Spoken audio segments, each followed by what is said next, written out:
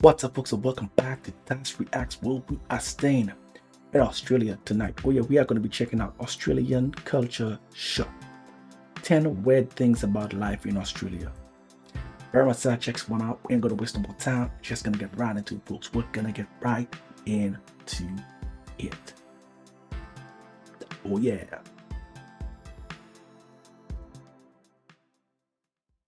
What's going on, guys? I'm Pete from Aussie English. Welcome to this episode today where I'm going to be talking about culture shock in Australia.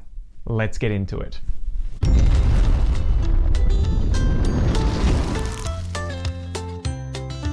Alright, so I was recently chatting to my wife, trying to come up with a list of things that she had culture shock with when she came to Australia. So if you don't know, my wife is originally from Brazil. Hey Hakel, if you're watching.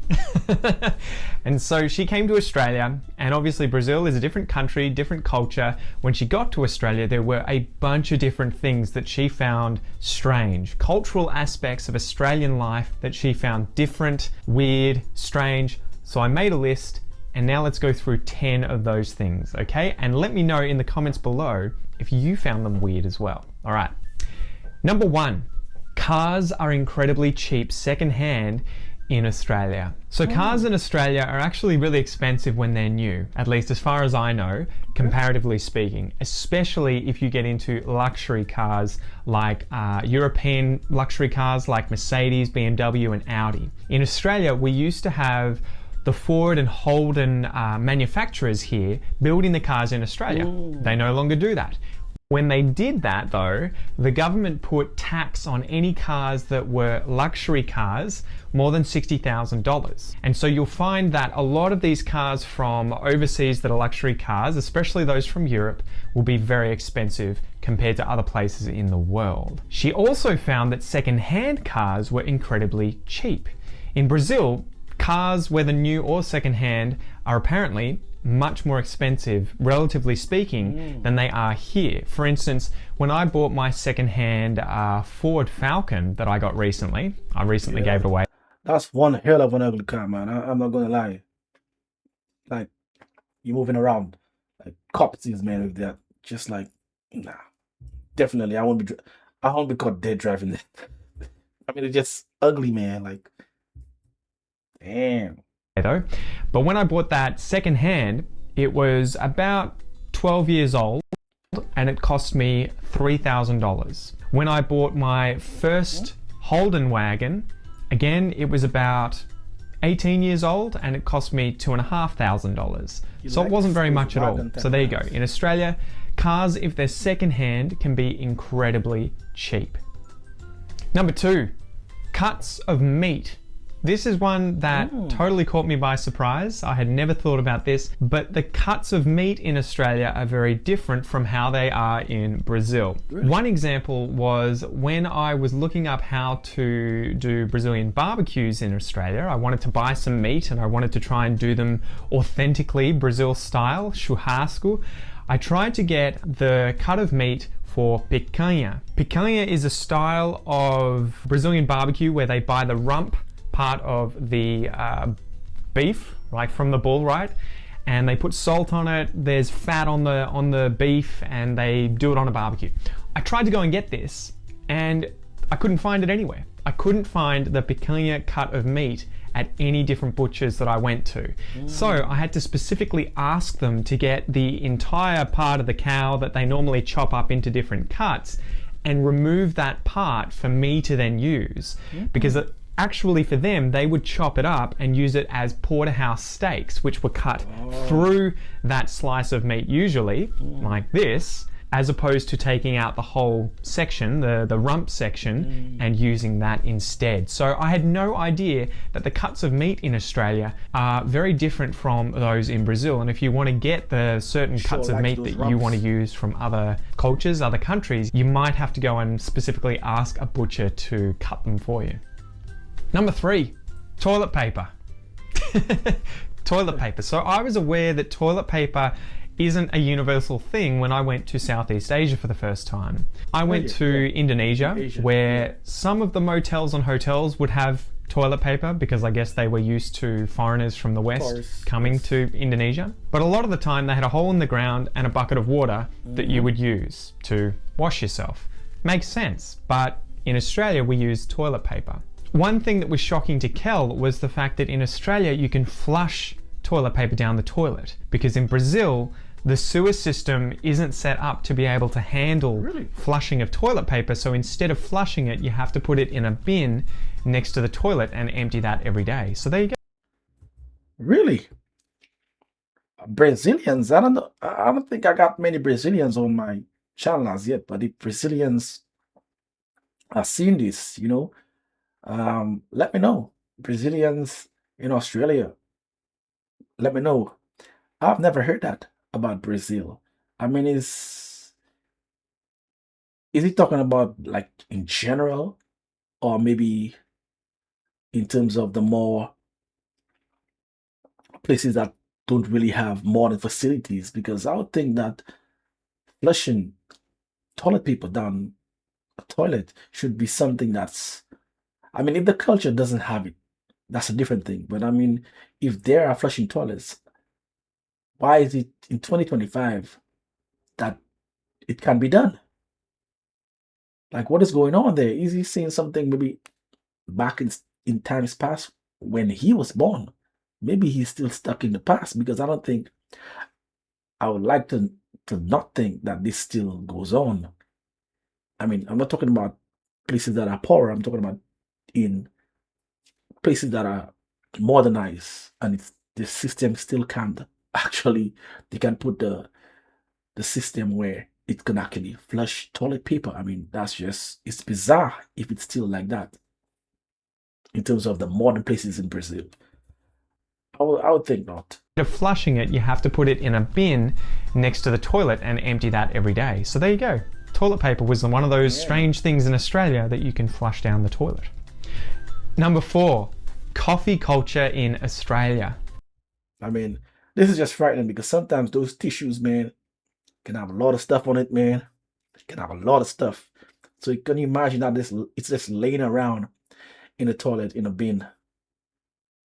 I don't know who's going to throw it out, but it sure ain't going to be me. Damn, unless it's only mine inside there. But any of you guys who have come to Australia and spent a significant amount of time in some of the big cities in particular, like Sydney and Melbourne, will know that we are mental. We are crazy about our coffee. We take that stuff seriously. There are probably hundreds of cafes in the CBDs of Sydney and Melbourne alone. The quality of the beans that are used, the variety of different coffees that you can get, and the artisanry that is used, the skill with which people are trained up to make the coffee, is pretty much as good as it ever gets anywhere in the world, at least I'm told, right? I used to work in a cafe, and that was one of the things they prided themselves most on, the quality of their coffee. So it may be a shock when you come to Australia that the coffee is very, very good. Not everywhere, but in a lot of places. Probably not very good if you go to Starbucks, because that's American style, and Americans, they have their own way of doing coffee. Number 5. Barbecues at camping grounds and at the beach. So again, I grew up in Australia. I used to go camping all the time, several times a year with my parents. We would go to places in the bush, forests, national parks, places like Wilson's Promontory. Quite often they have gas. You might have to put some money in there to be able to use the gas. Maybe you have to bring your own fuel for the barbecue. There might be some places, campsites, where you have to make the fire yourself. But pretty much every campsite you go to will have some kind of barbecue for you to cook food. And it's the same for a lot of beaches that have tourist spots where people come in large numbers and they want to have food. So there's barbecues everywhere. This was something that Kel found really strange, and it wasn't the cultural norm in Brazil for you to go to camping grounds or to beaches and find places to just barbecue your own food. I wonder if any country has adopted it, or if any country has something like that even way before Australia did.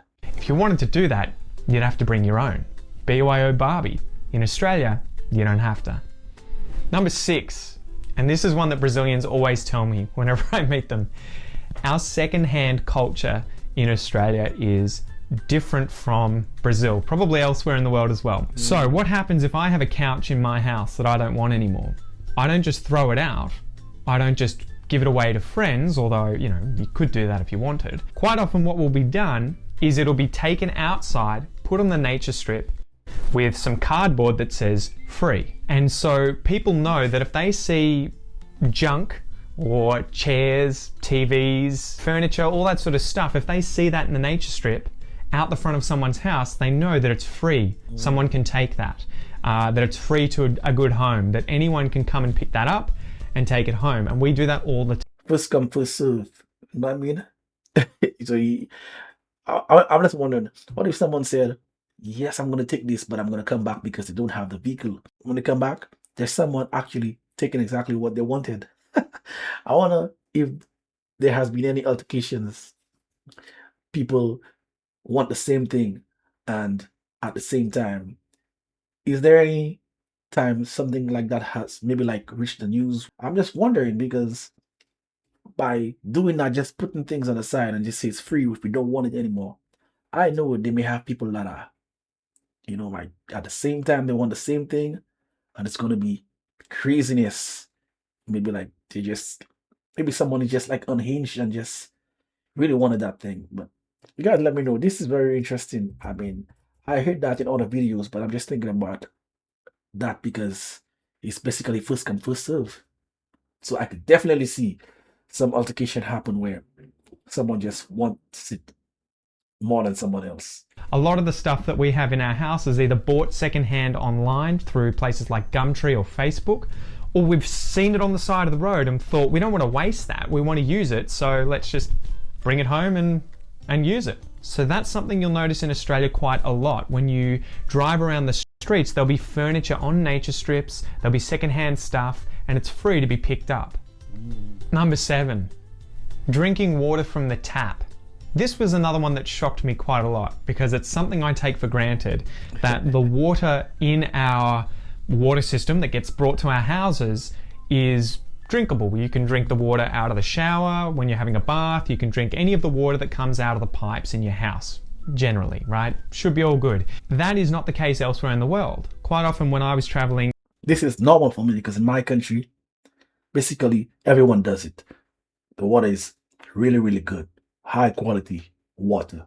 Yes. So when people say that, it's just so strange because just so strange that sometimes you think what's in your country, it's everywhere, especially when you don't think much of it. You're thinking, oh, well, it's something that everyone should have. In Southeast Asia, that would definitely not be something that foreigners like me should do, because we would quite often end up with sickness, end up on the toilet, riding the porcelain throne for quite a few days with a digestive illness. In Australia, it tends to be fine. We put chlorine in the water to kill everything. There's fluoride in there too for your teeth. So that was something that really shocked me. Elsewhere in the world, you may not be able to drink out of the taps. I know that in Brazil, they quite often have purifiers for their water right next to their sinks in their kitchens. In Australia, you won't see those things. There may be purifiers on the taps themselves, or people may have some kind of equipment in the fridge, you know, a jug that purifies the water. But generally, anywhere in Australia that has flowing water that comes out of taps, it's fine to drink, unless it says otherwise. Number 8, and I'm totally guilty of this, leaving things unlocked. So we live in Ocean Grove, which is a seaside town down the coast, about an hour and a half away from Melbourne.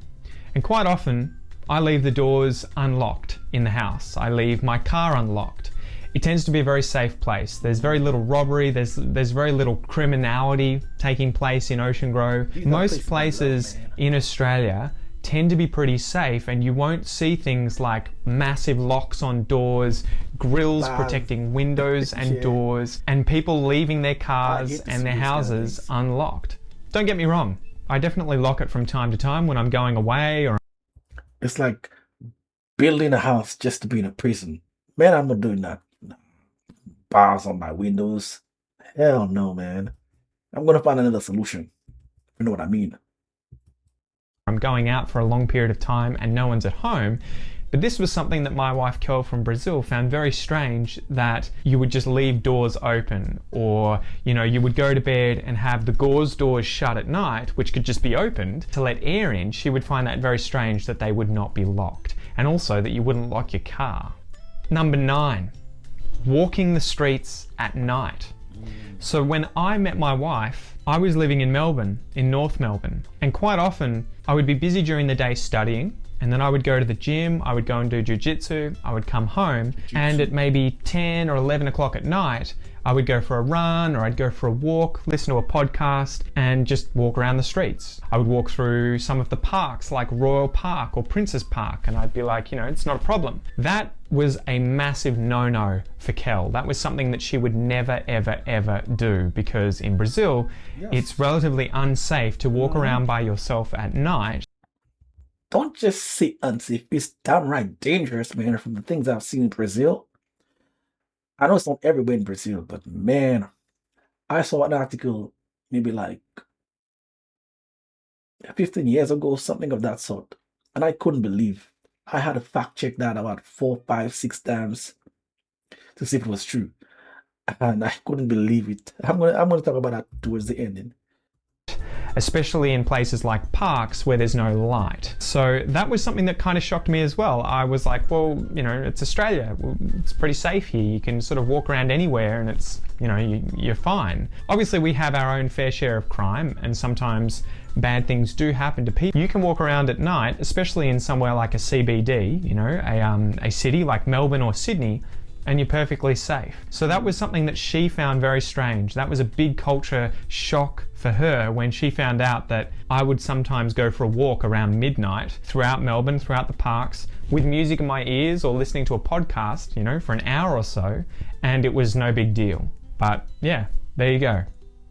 Number 10, guys, the very last one for this episode in Australia, is that there is very little rubbish or littering in Australia compared to a lot of other countries. Culturally, this is a big no-no. So I cringe every time I see someone smoking who throws their cigarette butt on the ground, because usually there's a bin within walking distance that they could just put the cigarette out and throw it in the bin. The same with throwing newspapers or any kind of rubbish, bottles, whatever it is, on the ground. That tends to be a very big social no-no. You don't do that. You put it in the trash. We have bins all over the country, in parks, on streets, where you can throw your rubbish out. So in Australia, littering, it occurs, people definitely litter, but it is a social no-no. You will quite often be yelled at, or people will say something if you do that in front of people. Yeah, that's very interesting. The comparison was Brazil, a different country. It was not like the US, Canada, one of those countries,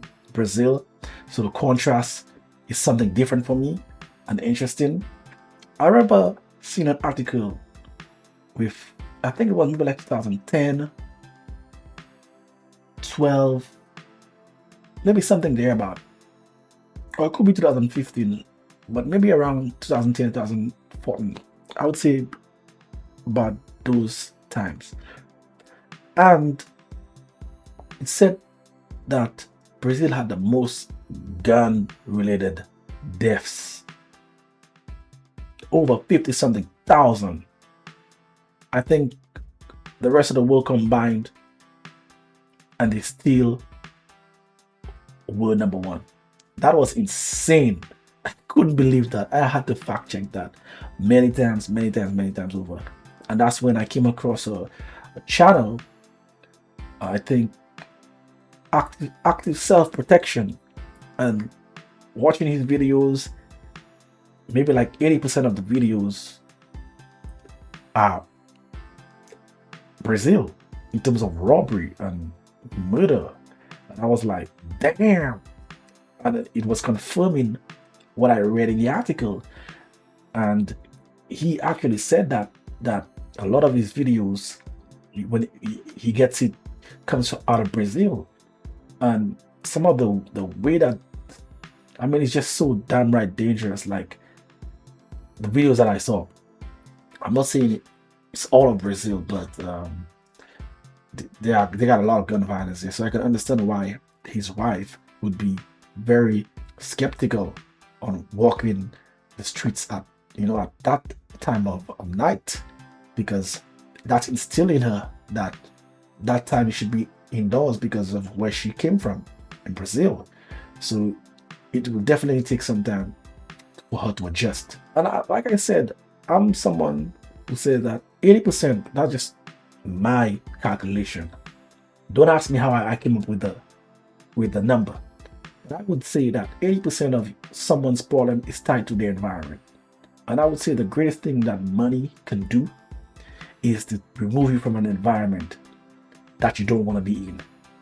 I'm talking about if you have decent money where you could just take your belongings and go to another country or another city if the country is not really the problem, but maybe just the city that you live in or the town that you live in. And to me, that is one of the advantages of, I would say, like people look at advantages and disadvantages, but if you're someone that you're well off, you have funds and you have residual funds, coming in from multiple streams of income, and you could travel where you don't have to actually be based in one place. You could just move about and your streams of income are still rolling in. The greatest thing about having that kind of money, it doesn't have to be millions of dollars, but enough where you can live the life that you want to live, a lifestyle, whatever that lifestyle may be. If you tie to a property in that country, in that place, in that city, you can't just get up and go. But if you just renting, right? There's many benefits in renting. There are so many places on earth where so much disasters happen. There are places you live in, and 10 years later, the crime has escalated there. The whole change of scenery, and sometimes you have to take time to wait to sell your property and a whole bunch of other stuff. Maybe a natural disaster, earthquake, and all those things, and you just can't move because you are tied down to a place. But if you're just renting, something's coming there, it's coming, a tsunami, a typhoon, you just get out of there, So if that time of year, those things are happening, and you go to another country, you ain't gotta worry about fixing the apartment that you're renting. It's not yours. So that's, to me, the greatest thing that someone can do with money is to change the environment. Yeah, so I can imagine coming from Brazil to Australia. That's two different worlds, man. The infrastructure and everything is just so different. This wasn't really shocking to me, but it was very good that he was just giving his thoughts on the differences, but nothing really was shocking to me, I must admit. Maybe except for the part that he wants the what part of the I don't know if it's the horse or whatever, or the pig. Yeah, that I don't know how good it tastes, that he wants exactly that actual part. Gotta go research that to see how good that is and the ratings on that, because he really loves it. Because he actually is going and ask the butchers that he wants that, as a whole. Very interesting. Guys, join my membership. I got plenty of members only videos there. I'm working on some fun videos as well. I'm going to be having guests on. You don't want to miss it. If you want to see that long channel actually that I do, hit me on Dyce Reacts, Music Reactions. This is where I'm going to be making my exit. Until next time, peace out.